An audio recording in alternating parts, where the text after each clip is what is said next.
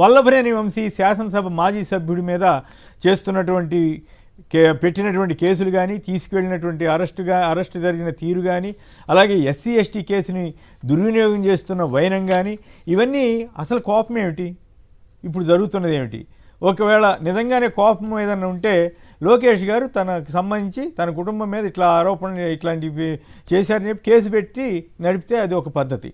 అప్పుడు లోకేష్ గారి మనుషులు వల్లభనేని వంశీ కుటుంబం మీద ఎంత అరాచకంగా మాట్లాడింది అవన్నీ కూడా బయటకు వస్తాయి. సో అందుకనో ఏమో మొత్తం మీద ఆ ఇష్యూని పక్కకు దోసేసి వేరే కేసులో పెడుతున్నారా అని అనుమానం వస్తోంది. ఆ కేసు విత్డ్రా చేసుకుంటున్నట్లు సత్యవర్ధన్ అని చెబితే మరి ఈయన బెదిరించారని అంటున్నారు. మరి ఇప్పుడు గవర్నమెంట్ తరఫున పోలీసులు బెదిరించి మళ్ళీ కేసు పెట్టించారా? ఏమిటి అర్థం కాకుండా ఉంది. అలాగే 16 క్రిమినల్ కేసులు ఉన్నాయంటున్నారు. 16 క్రిమినల్ కేసులు ఉన్నాయని మీరు టికెట్లు ఎట్లా ఇచ్చారు? అర్థంగా చంద్రబాబు గారిని మరి బుధానేసుకు ఎట్ట తిరిగారు? ఆయన్ని తిరగకూడదు కదా, పార్లమెంట్ సీట్ ఇచ్చారు, తర్వాత 2 సార్లు ఎమ్మెల్యే సీట్ ఇచ్చారు. మరి ఇవన్నీ ఎట్లా చేశారు? సో దీనికి క్లారిఫికేషన్ ఇవ్వకుండా ఇప్పుడు తిడుతున్నారే, ఎందుకు తిడుతున్నారు? పద్ధతి అంటే ఇప్పుడైనా సరే కేసు పెట్టి అరెస్ట్ చేస్తే, నిజంగా తప్పు చేస్తే అరెస్ట్ చేయడానికి మనం ఎవరూ తప్పట్టం. కానీ జరుగుతున్న తీరు చాలా ప్రమాదకరంగా ఉందా లేదా? ఈ ఫ్యాక్షనిజాన్ని చివరికి కోస్తా జిల్లాలకు కూడా ఫ్యాక్షనిజాన్ని తీసుకొచ్చిన చరిత్ర ఇప్పుడు చంద్రబాబు గారికి లోకేష్ గారికి దక్కుతుందా? ఇది ప్రమాదకరమైన క్రీడ కాదా? గోపి గారు సార్, ఇప్పుడు వల్లభనేని వంశీ విషయంలో ఈ గన్నవరంలో జరిగిన ఘర్షణ గురించి ప్రజలందరికీ, రాష్ట్ర ప్రజలందరికీ తెలుసు. మీడియా ఆ రోజుల్లో చాలా విస్తృత ప్రచారం చేసింది. తెలుగుదేశం నాయకులు గన్నవరం తెలుగుదేశం పార్టీ ఆఫీసులో కూర్చొని వంశీకి సవాలు విసరడం, వంశీ అనుచరులు కొందరు దానికి ప్రతిస్పందించుతూ వెంటనే తెలుగుదేశం ఆఫీస్కి వెళ్ళడం, అక్కడ 2 పార్టీల నాయకులు కార్యకర్తలకు మధ్య ఘర్షణ జరగడం, కొన్ని కార్లు ధ్వంసం అవడం, ఇవన్నీ కూడా అక్కడ ఈ రాష్ట్రంలో ఉన్న ప్రజలందరికీ తెలుసు. అయితే ఆ కేసు పెట్టిన సత్యవర్ధన్ హైకోర్టులో ఆ కేసును విత్డ్రా చేసుకున్నాడు. విత్డ్రా చేసుకున్న 2-3 రోజుల్లోనే మళ్ళీ కేసు ఏం చేశారు? మళ్ళీ కేసు మరుసటి రోజే ఇప్పుడు మళ్ళీ కేసు పెట్టారా? విత్డ్రా చేసుకున్నవాడు మళ్ళీ విత్డ్రా కాదు, నేను మళ్ళీ నిలబడుతున్నాను అని అన్నాడా? ఎట్లా, ఏ పద్ధతిలో అరెస్ట్ చేశారు? కొత్తగా మళ్ళీ ఏమైనా కేసు పెట్టారా అనేది మరి రాష్ట్ర పోలీసులు చెప్పాల్సిన అవసరం ఉంది. ఎందుకు ఇట్లా చేస్తున్నారు, ఎందుకు ఇట్లాంటి అంటే ప్రతిపక్ష పార్టీ నాయకుల్ని టార్గెట్ చేసుకుని ఎందుకు చేస్తున్నారు అనేది వాళ్ళు అధికారులు, మంత్రులు సమాధానం చెప్పాల్సిన అవసరం ఉంది. ఇకపోతే వంశీ అరెస్టు అనేది, వంశీ నేరస్తుడు అంటే వంశీ నేరస్తుడు అనేది వైసీపీలోకి వచ్చిన తర్వాతే తెలిసిందా? మీరు విజయవాడ పార్లమెంట్ టికెట్ ఇచ్చారు వంశీకి, గన్నవరం అసెంబ్లీ టికెట్ 2 సార్లు ఇచ్చారు. 2019లో కూడా గన్నవరం అసెంబ్లీ టికెటే ఇచ్చారు. మరి మీరు 2 సార్లు అసెంబ్లీ, ఒకసారి పార్లమెంటు టికెట్ ఇచ్చినప్పుడు అప్పుడు తెలియలేదా వంశీ నేరస్తుడు అని? అది ఎట్లా అవుతుంది? మీ దగ్గర ఉంటే, అంటే మీ వైపు ఉంటే పర్లేదు, ఎన్ని కేసులు ఉన్నా పర్లేదు. అవతల వైపు ప్రతిపక్ష పార్టీలో ఉంటే 1 కేసు ఉన్నా, 2 కేసులు ఉన్నా, 3 కేసులు ఉన్నా కూడా అది నేరస్తుడు అని చెప్పడం అనేది ఇది రాజకీయం అంటే రాజకీయాలకు తగదు. గోపి గారు మీకు గుర్తుండే ఉంటుంది, ఆయన ఎవరు, మన గుమ్మనూరు జయరాం వైసీపీలో మంత్రిగా ఉండేవాడు. ఆయన నియోజకవర్గం ఆలూరు వెళ్ళి లోకేష్ గారు, చంద్రబాబు గారు విపరీతంగా తిట్టొచ్చారు. ఏమంటారు, అవేమి మట్కా నడుపుతున్నాడని, ల్యాండ్ కబ్జా అని, నడుపుతాడు, కబ్జాలు చేస్తాడు, గుట్కా అమ్ముతాడు, మొత్తం ప్యాకెట్లు ఆడిస్తాడు, క్లబ్బులు నడుపుతాడు, ఇతని జూదం ఆడిస్తాడు. అటువంటిది విపరీతంగా వస్తానే ఇమ్మీడియట్ గా ఫస్ట్ వేటేస్తాం తమ్ముళ్ళు అని చెప్పి తండ్రి కొడుకులు ఇద్దరు చెప్పొచ్చారు. తర్వాత తీరా చూస్తే ఇమ్మీడియట్ గుమ్మనూరు జయరాం టికెట్ ఇచ్చారు. అతను సచ్చినుడైపోయాడు.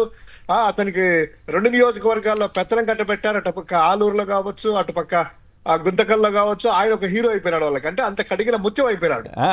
అదే కోటమిరెడ్డి శ్రీధర్ రెడ్డి మీద ఎన్ని ఆరోపణలు చేశారు? చేస్తారు, అన్ని చేస్తారు. ఇప్పుడు అదే చెప్తున్నాను, అంటే తన పార్టీలో ఉంటే వాళ్ళు సచ్చీలురు. ఇప్పుడు రాజకీయ నాయకులు, కేసులు లేని రాజకీయ నాయకులు అయితే ఇప్పుడు ఉన్నారని నేనైతే అనుకోవడం లేదు. ఒకళ్ళిద్దరు ఉంటే ఉండొచ్చు, బట్ అందరి మీద కేసులు ఉంటాయి. కేసులు కూడా రాజకీయపరమైన కేసులే ఇవి. ప్రత్యర్థి పార్టీల నాయకులపై కేసులు పెట్టుకోవడం అనేది రాజకీయంగా ఎప్పుడు మొదలైంది, అది ఇంకా కొనసాగుతుంది. దానిలో భాగంగానే వంశీ మీద కానీ మిగిలిన వాళ్ళ మీద కానీ కేసులు ఉంటాయి. అట్టే కాదండి, నాకు అర్థం కాదు. మా మనోభావాలు దెబ్బతింటున్నాయని చెప్పి చాలా మంది మీద కేసులు పెట్టారు కదా, సోషల్ మీడియా వాళ్ళ మీద వీళ్ళ మీద. అట్లాగే మనోభావం దెబ్బతిందని లోకేష్ గారో లేకపోతే ఆయన తరఫునో లేకపోతే ఇంకెవరో డైరెక్ట్గా ఆ కేసే పెట్టి ఉండొచ్చు కదా. ఆ కేసు పెట్టకుండా ఈ గోలంతా ఏంది? అదే ముక్కు ఎట్టుందంటే అటు చుట్టూ తిరిగి చెప్పడం అనమాట. అంటే ఏ పద్ధతిలో అయినా సరే ప్రతిపక్ష నాయకుల మీద కేసులు పెట్టాలి, వాళ్ళని అరెస్ట్ చేయాలి. అట్లా అంటే ఇప్పుడు ఎట్లా వచ్చిందంటే ఆయన ఎవరో ఒక నాయకుడు వెళ్ళి ఈ వంశీ ఇంటికి వెళ్ళి బూతులు తిడితేనేమో అది కరెక్ట్ పోరాటం, అలాగే వంశీ ఇంటికి వెళ్ళి విజయవాడలో వెహికల్స్ ధ్వంసం చేస్తేనేమో అది చాలా గట్టిగా ఎదుర్కొన్నట్టు. ఏమిటి ఈ పద్ధతి? ఇది పోలీసులు వీటన్నిటినీ ఎట్లా వాళ్ళు ఏది కావాలంటే ఆ ట్యూన్ ప్రకారం మాట్లాడటం అది పద్ధతేనా?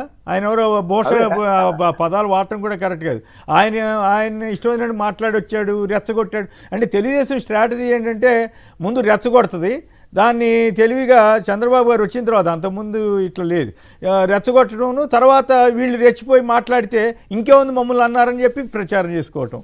నా అభిప్రాయం అయితే ఖచ్చితంగా రెండు వైపులా కేసులు పెట్టాలి కదా. ఎస్ ఈయన చేసిన తప్పు, ఎవరిని లోకేష్ గారి కుటుంబ సభ్యులను వ్యతిరేకంగా మాట్లాడితే వెంటనే సారీ చెప్పాడు, అయినప్పటికి కూడా నీకు కోపం ఉండొచ్చు. మరి అదే టైంలో వంశీ కుటుంబ సభ్యులను కూడా బండబూతులు తిట్టారు కదా టీడీపీ వాళ్ళు, మరి అది కూడా కేసే కదా, అది తప్పే కదా. మరి దాన్ని ఎందుకు చెప్పట్లేదు, దీన్ని ఎందుకు చెబుతున్నారో నాకైతే అర్థం కావట్లా. రాజకీయాలు పూర్తిగా దిగజారిపోయాయండి. రాజకీయాల్లో ఇప్పుడు విలువలు అయినవి కనిపించడం లేదు, చాలా తక్కువే. రాజకీయ పార్టీల నాయకులు మాట్లాడే భాష కూడా చాలా అభ్యంతరకరంగా ఉంది. ఏ పార్టీ నాయకుడు అయినా సరే. ఇప్పుడు జగన్మోహన్ రెడ్డి గారిని తెలుగుదేశం పార్టీ నాయకులు, స్పీకరు, డిప్యూటీ స్పీకర్ స్థాయిలో ఉండే వాళ్ళు కూడా బండబూతులు తిడుతున్నారు, వాడు వీడు అంటున్నారు.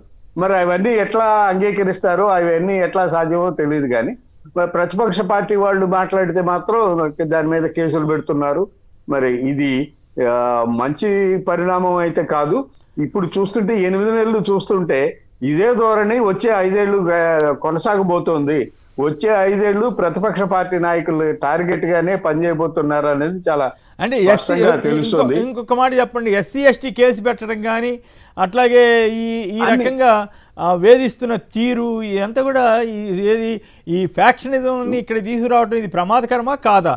కృష్ణా జిల్లాలో కూడా ఇట్లాంటి కక్షపూరిత రాజకీయాలు చేస్తే ప్రమాదమా కాదా? చాలా ప్రమాదకరమైందండి. అంటే ఎస్సీ ఎస్టీ కేసు చాలా బలమైన కేసు అండి దేశంలో. అది ఒక అంటరానితనాన్ని నిర్మూలించే క్రమంలో భాగంగా 1989లో వచ్చిన కేసు. అయితే దురదృష్టం ఏంటంటే రాజకీయ పార్టీల నాయకులు చాలా వరకు దీన్ని మిస్యూజ్ చేస్తున్నారు.